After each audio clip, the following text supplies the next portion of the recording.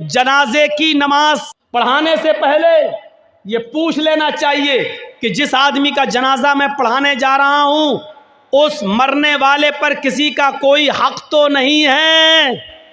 کون پوچھتا ہے؟ آپ اپنے علاقے کے ملا اور مولویوں کو بتائیے کتنے لوگ ہیں جو پوچھتے ہیں؟ اس کے بنا جنازہ ہے ہی نہیں، لیکن بتائیے کتنے لوگ پوچھتے ہیں؟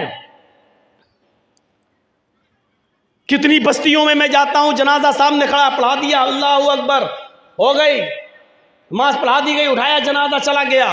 لیکن جنازہ پڑھانے والے کی ذمہ داری ہے کہ میت کا جنازہ پڑھانے سے پہلے اس کے رشتہ داروں کو سامنے لا کر، اس کے بیٹے، اس کی اولاد کو سامنے لا کر پوچھے کہ مرنے والے پر کسی کا کوئی حق تو نہیں ہے، اور جنازے میں صفیں لگ جائیں تو پوری پبلک سے پوچھا جائے کیا مرنے والے کا کسی کے اوپر کوئی قرض تو نہیں تھا۔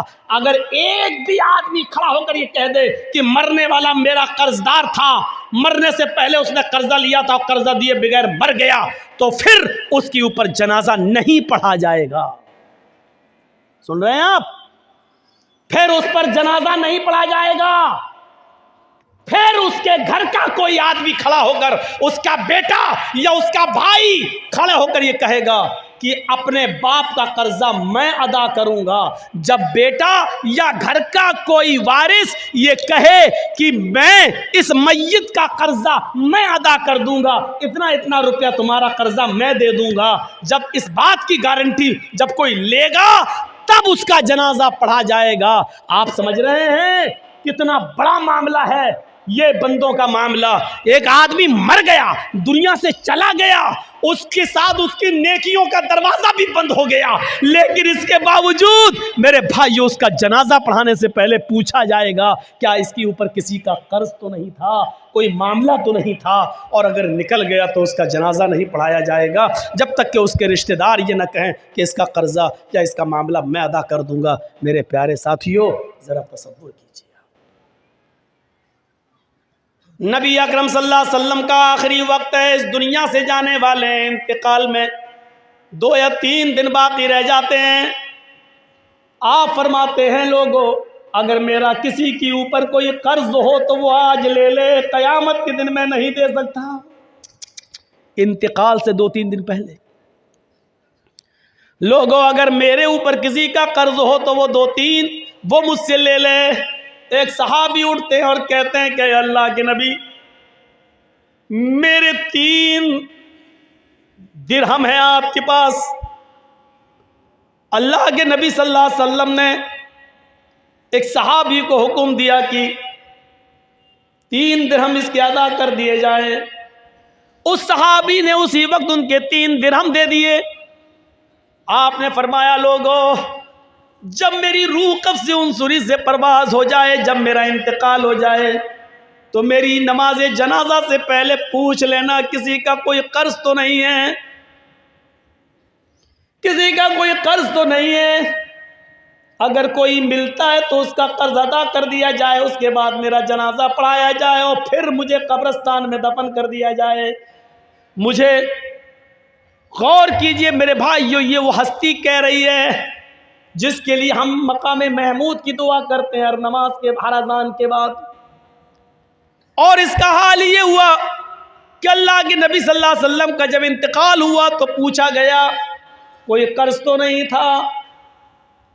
جواب کہیں سے نہیں ملا۔ سب سے پہلے ابو بکر صدیق نے آپ کی نماز جنازہ پڑھی، پھر عمر فاروق نے نماز جنازہ پڑھی، پھر عثمان غنی نے نماز جنازہ پڑھی، پھر حضرت علی نے پڑھی۔ مسئلہ یاد رکھنا، اللہ کے رسول کی نماز جنازہ جماعت کے ساتھ نہیں ہوئی، اللہ کے نبی کی نماز جنازہ کسی نے نہیں پڑھائی۔ حجرے میں تھے، ایک ایک کر کے لوگ آتے گئے، پڑھتے گئے۔ پہلے ابو بکر صدیق نے پڑھی، پھر عمر فاروق نے پڑھی، پھر عثمان غنی نے پڑھی، پھر حضرت علی نے پڑھی، پھر ایک ایک صحابہ بعد میں آتے گئے، پڑھتے گئے، ایک ایک کر کے پڑھتے جاتے، نکلتے جاتے۔ یہاں تک کہ بعد میں عورتوں نے بھی نماز جنازہ پڑھی اور سب سے لاسٹ میں بچوں نے نماز جنازہ پڑھی۔